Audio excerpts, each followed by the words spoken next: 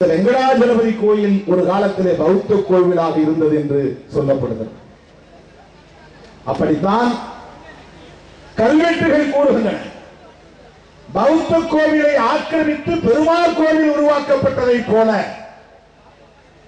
ராமர் கோவிலை கைப்பற்றி பள்ளிவாசல் உருவாக்கப்பட்டதல்ல. ஏனென்றால் இஸ்லாம் கோட்பாடு என்பது பள்ளிவாசலுக்குரிய இடத்தை ஆக்கிரமிப்பு செய்யக்கூடாது என்பதே அதில் அடங்கியிருக்கிறது. இஸ்லாமியர்கள் எதை பின்பற்றினாலும் பின்பற்றாவிட்டாலும் இறைவன் தொடர்பான விவகாரத்தில் மிக தெளிவாகவும் மிக சரியாகவும் இருப்பார்கள். இஸ்லாமியர்களின் வாழ்க்கை முறைகளில் இறைவன் தொடர்பான விவகாரங்களில் மிக தெளிவாகவும் உறுதியாகவும் இருப்பார்கள். எனவே பள்ளிவாசலை கட்டுவதற்கு, பாபர் மசூதியை கட்டுவதற்கு அந்த ராமர் பிறந்த இடத்தை ஆக்கிரமிப்பு செய்தார்கள் என்று சொல்லுவது அப்பட்டமான பொய். இந்த இடத்திலே விடுதலை சிறுத்தைகள் சொல்ல விரும்புகிற முக்கியமான செய்தி என்னவென்றால், அந்த பாபர் மசூதியை இடிப்பதற்காக RSS கும்பல், சங் பரிவார் கும்பல் டிசம்பர் 6ஆம் நாளை ஏன் தேர்வு செய்ய வேண்டும்? டிசம்பர் 5ஆம் தேதியை அவர்கள் தேர்வு செய்திருக்க கூடாதா? டிசம்பர் 7ஆம் நாளை அவர்கள் தேர்வு செய்திருக்க கூடாதா? டிசம்பர் 6ஆம் நாள் புரட்சியாளர் அம்பேத்கருடைய நினைவு நாள் என்பது RSS காரர்களுக்கு தெரியும்.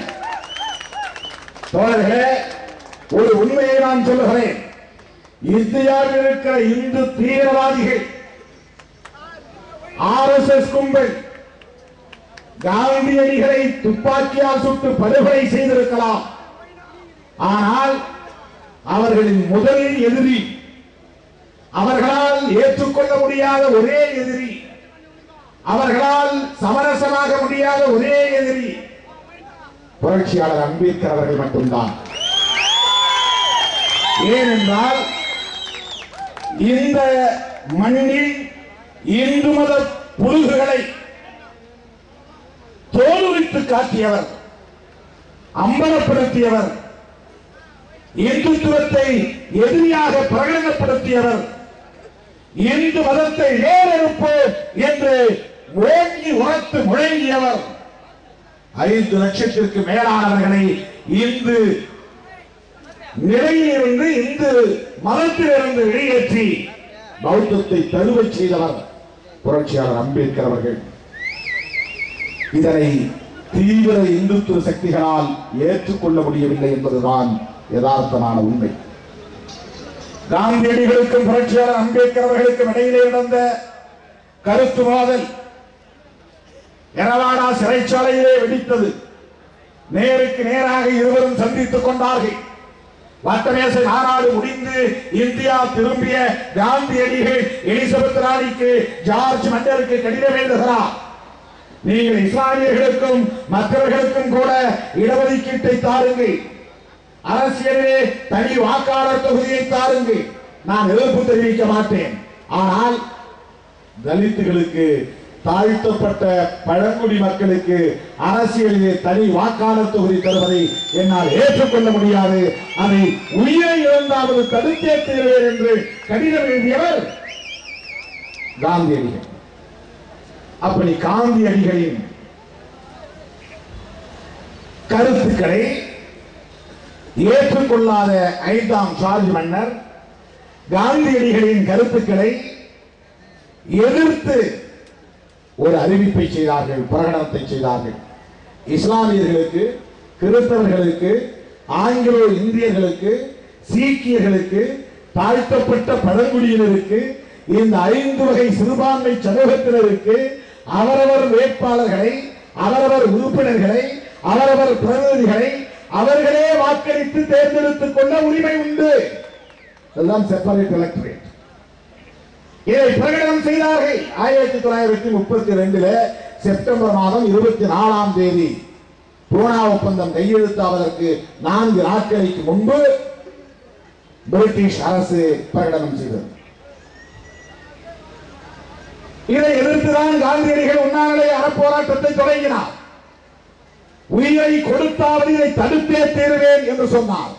அப்போது எரவாடா சிறைச்சாலையிலே போய் காந்தியடிகளை சந்திக்க புரட்சியாளர் அம்பேத்கர் அவர்களை ராஜாஜியிலிருந்து என்சி ராஜாவிலிருந்து பல்வேறு தலைவர்கள் தமிழ்நாட்டில் இருந்து மும்பைக்கு போய் அங்கே தங்கி இருந்து ஏற்பாடுகளை செய்தனர். நேருக்கு நேராக சந்தித்த புரட்சியாளர் அம்பேத்கர் அவர்கள் காந்தியடிகளை பார்த்து மிக கடுமையாக விமர்சனங்களை முன்வைத்தார். காந்தியடிகளே, நீங்களும் உங்கள் காங்கிரஸ் கட்சியும் எங்கள் மக்கள் தலைமை வருவதற்காக என்ன செய்திருக்கிறீர்கள்? கலர் சட்டை போட்டால் காங்கிரஸ்காரன் என்று சொல்லியிருக்கிறீர்கள்.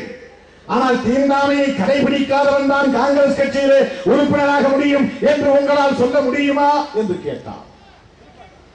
புரட்சியாளர் அம்பேத்கர் அவர்கள் காலத்தில் ஒடுக்கப்பட்ட மக்களுக்கு இழைக்கப்பட்ட கொடுமைகளை எல்லாம் காந்தியடிகள் அறிந்து வைத்திருந்தும் கூட அதை பற்றி அவர் கவலைப்படாமல் வெள்ளையனே வெளியேறி என்று இங்குள்ள மக்களை எல்லாம் அணிதிரட்டி போராடினார் என்றாலும் கூட தலித் மக்களுக்குரிய அரசியல் உரிமைகள் கிடைத்துவிடக் கூடாது.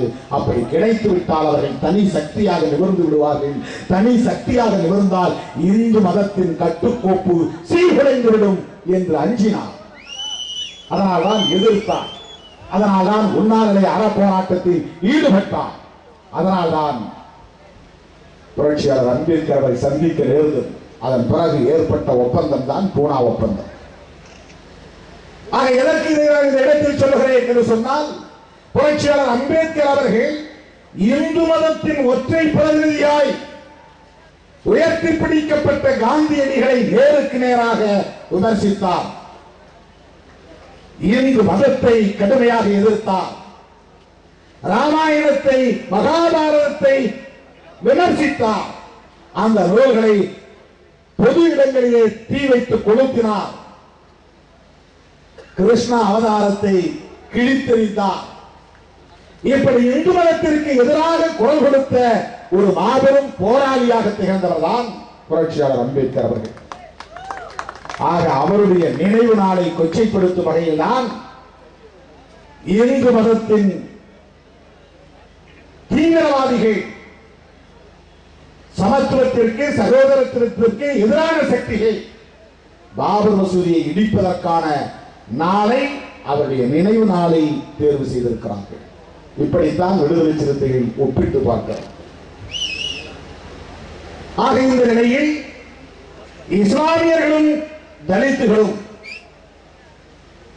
இந்த கருத்தின் அடிப்படையிலாவது ஒற்றை களத்தில் ஒரே களத்தில் ஒன்றுபட்டு நின்று ஒரு அரசியல் சக்தியாக எழுச்சி பெற்றுவிட்டால் இந்தியாவை ஆள வேண்டும் என்று அத்வானிகள் ஆசைப்பட முடியாது.